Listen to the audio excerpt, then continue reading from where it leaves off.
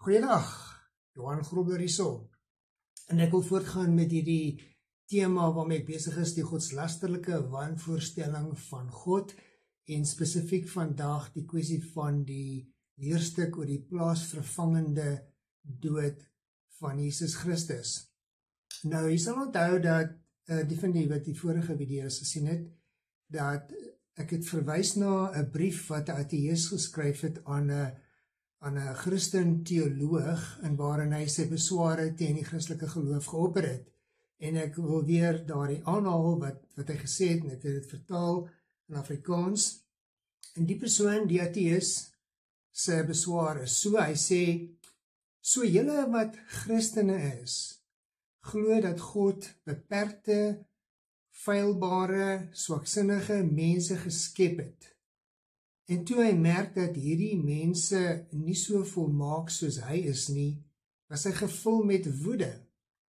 En het hy hulle soveel verag, dat hy besluit het om hulle te pynig en te folter tot in ewigheid. En later aan, toe hy nie meer sy woede kon beteel nie, het hy besluit om nie meer sy toorn op hulle uit te woed nie, maar in plaas daarvan hierdie onskuldige een, sy eie seun, wat niks verkeerd gedoen het nie, te mishandel en te vermoor. En dit beeld vir julle nou uit 'n God van geregtigheid, liefde, medelee en genade. Julle Christelike God blyk vir my 'n bloeddorstige monster te wees, wat kwaad is vir homself, omdat hy sulke onvolmaakte skepsels geskep het. So dit is die aantuiging wat die ateïs gemaak het, en ek het van hierdie elemente van wat hy gesê het reeds behandel, maar die een wat ek op wil fokus vandag is die kwessie van dat hy in plaas van om sy toorn op mense uit te woed, het hy nou besluit om dit eerder te doen op sy eie seun wat onskuldig was. En hy het besluit om hom te mishandel en te vermoor.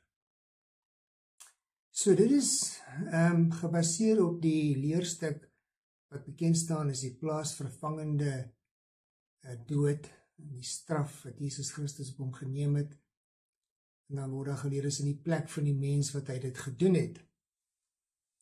Nou, my grootste probleem met hierdie hele siening is dat die liefde van Jesus word beklemtoon, en wat nie verkeerd is nie, maar wat ook gebeur is dat God die Vader word dan voorgehou as een wat meedoenloos is en genadeloos is en onverbiddelik.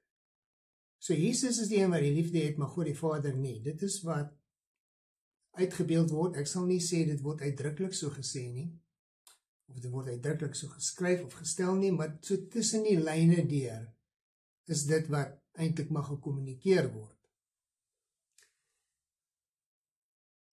Dat God liefde is, verdwyn uit die prentjie uit. Dat God die Vader eintlik die oorspronklike initieerder is van die reddingsplan, verdwyn ook uit die prentjie uit. Want onthou Johannes 3 vers 16 sê dat, want so lief het God die wêreld gehad, dat hy sy enigste seun gegee het. So die initieerder is God die Vader homself. Hy is die een wat die plan begin het en uitgedink het.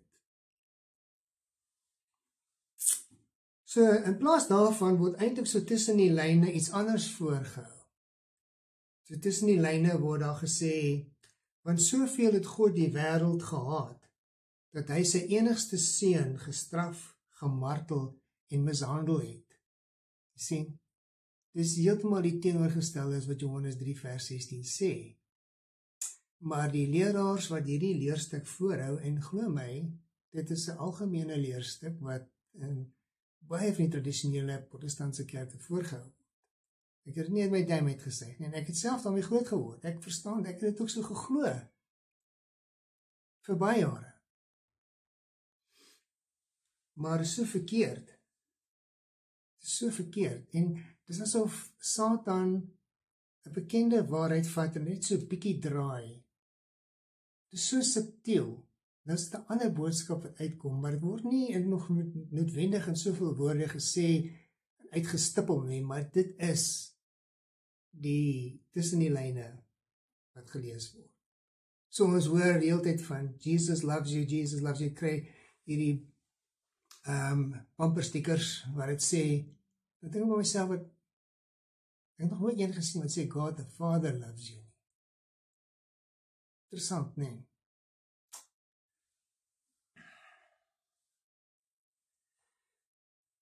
Daar word ook geleer dat Christus gesterf het om God met die mensdom te versoen. Dit is ook nie korrek nie. Christus het nie gesterf om God met die mensdom te versoen nie. Die teenoorgestelde is waar. Christus het gesterf om die mens met God te versoen. Dit is nie God wat versoen moet word nie. Die mens moet versoen word. God is reeds met die mens versoen. Hy het nie 'n probleem. Dis die mens wat God nie verstaan nie, wat hom nie ken nie, wat hom nie lief het nie, wat dink hy is 'n harde, wrede God, as hulle in hom glo in die eerste plek. Daar's die baie wat nie in hom glo nie. Nou daar's 2 Bybeltekste wat hier te sprake kom, wat vir ons dit sê, wat ek nou gesê het, in Romeine 5 vers 10, is een van hulle, en dit in Romeine 5 vers 10 sê, as ons, toe ons nog vyande was, met God versoen is, deur die dood van sy seun, en dan gaan dit aan. So wat sê dit? Dit sê dat ons is met God versoen, deur die dood van sy seun. Sien, ons wat mense is met God versoen. 2 Korintiërs 5, en dit was toe ons nog vyande was. 2 Korintiërs 5 vers 19. Dit bestaan daarin dat God in Christus die wêreld met homself versoen het. Nie dat God in Christus hom wat God is met die wêreld versoen het nie. Hy het die wêreld met hom versoen. En dit is die ding, mens lees dit so maklik verkeerd om, nee, en verstaan dit verkeerd. En ek dink, ek kan ook sê, vir jare en jare het ek die verkeerde idee gehad, omtrent dit ook. En ek moes dit regstel in my denke. Jy sê, ons kan nie God lief hê as ons nie leer dat hy ons lief het nie. En dit sê ook in 1 Johannes 4 vers 19, ons het lief, omdat hy ons eerste lief gehad het. Sê, dit is nie God wat moet verander nie, dit is ons, die mensdom, wat moet verander. Dit is nie God wat sy woede moet afkoel nie. Dit is nie God wat moet anders dink oor ons nie en wat gepaai moet word nie. Dit is ons wat God moet leer ken en verstaan dat hy 'n God van liefde is. En dit is hoekom ons 'n bemiddelaar nodig het. Mense mag dalk vra, maar hoekom staan daar 'n bemiddelaar nodig? En dit sê in die skrif, Jesus Christus is die bemiddelaar. Asof hy 'n tussenganger is tussen God en die mens, ja, maar dit is nie asof God 'n bemiddelaar nodig het om hom te versoen met die mens nie. Dis die mens wat 'n bemiddelaar nodig het, sodat ons God beter kan verstaan. Dit is hoekom Jesus gekom het om God te openbaar, God die Vader en sy liefde. Hy het ook op een plek gesê, Vader, in sy gebed, voor hy gearresteer is daar, saam met sy disippels, in daai gebed, Vader, die mense ken U nie, ek het gekom U te openbaar. En dis vandag nog so, glo ek. Min mense ken werklik God die Vader. So ons het 'n bemiddelaar nodig, maar Christus se rol is om God se liefde aan ons te openbaar. Nou die verskil tussen 'n plaasvervanger en 'n kampioen, dis wat ek nou wil uitbring hierso, want Christus is nie die plaasvervanger, hy is nie in ons plek om die straf te vat nie. Maar ek sal sê, hy is ons kampioen, hy is deel van ons span. Vat nou 'n sport soos rugby, waar daar plaasvervangers gebruik word. Wanneer iemand vervang word, dan gaan hy van die veld af en 'n ander speler kom op die veld om hom te vervang. En die een wat van die veld afgaan, is dan nie meer direk betrokke by die spel nie. Nou, nader aan die waarheid, as ek hierdie beeld kan gebruik, is dat Jesus Christus moet gesien word as deel van ons span, en hy is die kaptein van ons span, en hy is die kampioen van ons span. En dit is deur hom wat ons die oorwinning behaal. Hy is nie op as 'n plaasvervanger nie, dit is nie asof ons almal van die veld af is en hy is alheen wat speel nie. Ons is nog steeds daar, ons is steeds op die veld, as ons nog lewe en ons is in hierdie lewe en ons worstel nog met dinge en versoekinge en dinge en ons gaan deur die lewe, ons is nog daar. Maar ons het Christus as deel van ons span en hy is die kampioen en hy is die kaptein. Hy het reeds deur sekere goed gegaan. Hy is 'n ervare ene. Hy is die ene wat die oorwinning behaal het. Jy sien, daar's 'n verskil tussen om iets vir iemand te doen en om iets in die plek van iemand te doen. Daar's 'n verskil, ons moet daai verskil verstaan. 'n Prokureur verskyn in die strafhof om die beskuldigde by te staan en om te verteenwoordig, maar die prokureur staan nie in die beskuldigde bank nie. Hy is nie in die plek van die beskuldigde nie, maar hy is wel daar om te help, om te verteenwoordig, en dit is baie dieselfde tipe ding. So daar's 'n verskil tussen om iets vir iemand te doen en om iets in die plek van iemand te doen. En so daar is die Bybeltekste wat sê dat Christus het vir ons sondes gesterwe. Jy kan gaan kyk, daar's veel wat in Jesaja 53 wat sê hy het ons sorge gedra en ons beproewing het hy gedra. Hy het dit vir ons gedoen, maar nie die plek van ons nie. En jy sal heel wat tekste kry wat sê, maar mense aanvaar dit so maklik om te sê, ja, okay, dit is in ons plek, want dit is hoe ons geleer is. Ek ook, ek moet mooi gaan kyk na die tekste en sê, nou, wat sê dit nou eintlik? So Adam in die tuin van Eden was die hoof van die menslike ras. Hy is die voorouder van alle mense. En sy ongehoorsaamheid het sonde en dood oorgedra na al sy afstammelinge. Nou maar Jesus Christus word die laaste Adam genoem. Dan gaan kyk na 1 Korintiërs 15 vers 45. En dit het sekere implikasies.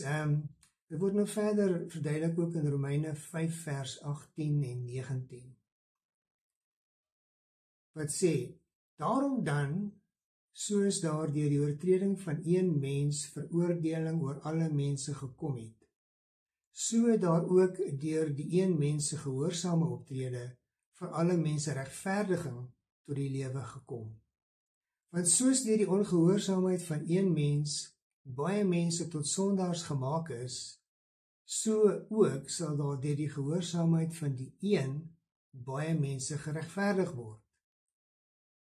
Dit is 'n mondvol, is 'n baie belangrike teks daai, ook ene wat ek sou sê mense kan weer gaan lees en daaroor dink. Jesus Christus moes as mens die oorwinning behaal. Hy het ons verteenwoordig as mens. Jy lees in Hebreërs 2 ook hiervan. Hebreërs 2 vers 14 tot 15 wat sê, aangesien die kinders dan aan vlees en bloed deel het ook hy, Jesus Christus, net so aan dieselfde dinge deel gekry, sodat hy deur sy dood die een wat oor die dood mag het, dit is die duiwel, kragteloos kan maak. So Jesus Christus was ook vlees en bloed soos ek en jy. En hy moes dit wees. En so vers 15, en sodat hy hulle wat uit vrees vir die dood, hulle lewe lank in slawerny verkeer het, kon bevry. Hy is ons bevryder, hy is ons redder. Om dit te kon wees, moes hy mens wees. En 'n mens wat nooit gesondig het nie. En jy lees ook in vers 17, 2 vers 17, hy moes in elke opsig gelyk word aan sy broers. Verwys hy spesifiek na mede-Israeliete, maar ook as ons verder gaan in Paulus se briewe later en kyk, sins dit betrek eintlik die hele mensdom. Hy moes in elke opsig gelyk word aan sy broers om as offer te dien. Nou sy oorwinning tel vir ons, want hy het dit behaal as deel van die mensdom. En ons is dan wat nou al reeds gered is, ons is een met hom in sy vernedering, sy lyding en sy dood, en een met hom in sy verheerliking. So is 'n kwessie van eerder van eenwording, as wat dit is 'n kwessie van plaasvervanging. En as dit nou geld vir ons wat gelowig is nou, dit gaan ook geld vir ander wat later bykom. Dis net deur Christus wat iemand gered kan word, en om een met hom te wees.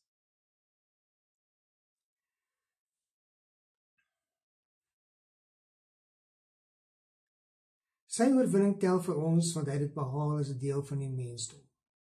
Nou in God se oë is Adam nie meer die hoof van die mensdom nie, maar Christus is. Hy wat genoem word die laaste Adam is eintlik nou die hoof van die mensdom. En die feit dat Christus ook gelei het en erge vernedering en pyn ervaar het, dit het sy getroue en onbevlekte gehoorsaamheid vir ons gedemonstreer. Dit is nie 'n kwessie van dat dit sommer net easy going was nie. Dit was onder baie moeilike uiterste omstandighede wat hy gehoorsaam was. Hy kon te enige tyd 'n legioen van engele geroep het om hom te kom help. Maar hy het dit nie gedoen nie, want dit sou nie gehoorsaam wees teenoor die Vader nie. En in sy binneste as mens, hy het dit nie wou deurgegaan nie. Sy Vader, laat hierdie beker my verbygaan, maar nogtans nie my wil nie, maar laat U wil geskied. Dis 'n erge ding wat hy deurgemaak het. Maar dit illustreer net sy gehoorsaamheid, sy liefde, sy lojaliteit. Dit is nie om God se toorn te laat bedaar nie. Daar is niks in die skrif wat dit sê nie. En dan kan ons ook lees dat sy lyding in Hebreërs 2 vers 10 het hom volmaak gemaak het. Hy het dit hom tot volmaaktheid gebring. Nie dat hy ooit gesondig het nie, maar deurdat hy gelei het en as mens die dinge deurgemaak het, het hy 'n begrip van wat mense deurmaak. En kan hy met ons simpatiseer as ons hoëpriester. Dit lees ons ook in Hebreërs 2. Nou die vyand wat oorwin is dan, is nie die Vader se sin vir geregtigheid nie, want dit is soms die indruk wat geskep word. Vader moet nou bietjie afkoel, sy woede moet beteel word. Dit is nie die probleem, dit is nie wat oorwin moes word nie. Wat oorwin moes word is sonde en die dood. Dit is die vyand wat hy oorwin het. En dit is soos in 'n boks geveg. Die uitklophou is reeds geplant. Satan en dit wat hy verteenwoordig, naamlik sonde en dood, is as het ware besig om te styer van daardie hou. Of gaan dit ook oor duisende jare, as ek hierdie beeld kan gebruik. Dis 'n hou wat hy gekry het wat hy nie van kan herstel nie. Hy is nog daar. Hy is nog nie heeltemal uit die prentjie uit nie. Hy gaan nog uit die prentjie uitkom. En God sal met hom nog hanteer, maar hy is nog daar. Maar hy het 'n hou gekry waarvan hy nie kan herstel nie. So 1 Korintiërs 15 vers 22, een van my geliefkoeste verse in die Bybel, lees so. Want soos almal deur Adam sterf, so sal almal in Christus lewend gemaak word. Het jy dit gekry?